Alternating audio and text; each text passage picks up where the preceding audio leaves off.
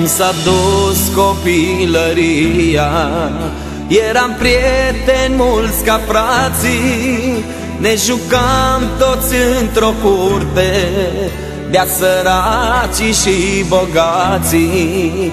Dacă aveam un măr și o pară, le împărțeam în părți egale, nici mai mult, nici mai puțin, frățește la fiecare.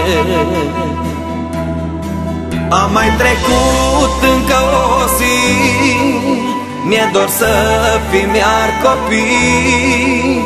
Dacă am fi copii mereu, să fim prieteni n-ar fi greu. Am mai trecut încă o zi, mi-e dor să fim iar copii. Dacă am fi copii mereu, să fim prieteni n-ar fi greu.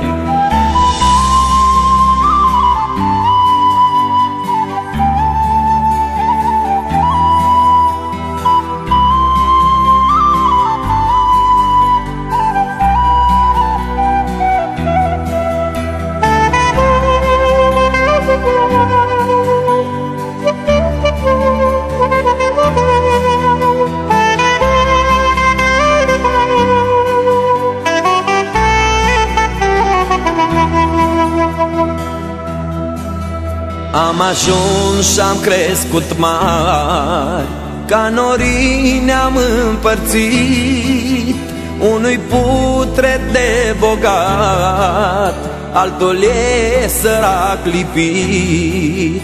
Ne întâlnim la ani de zile și atunci doar din întâmplare un salut și un semn cu mâna și plecăm că drumul-i mare. Am mai trecut încă o zi, mi-e dor să fim iar copii. Dacă am fi copii mereu, să fim prieteni n-ar fi greu. Am mai trecut încă o zi, mi-e dor să fim iar copii. Dacă am fi copii mereu, să fim prieteni n-ar fi greu.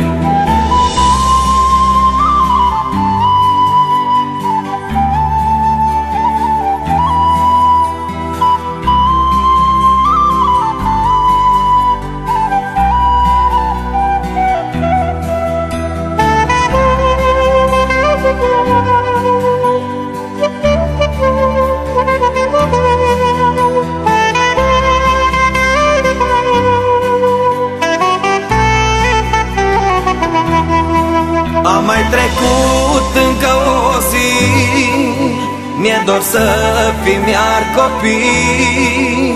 Dacă am fi copii mereu, să fim prieteni n-ar fi greu.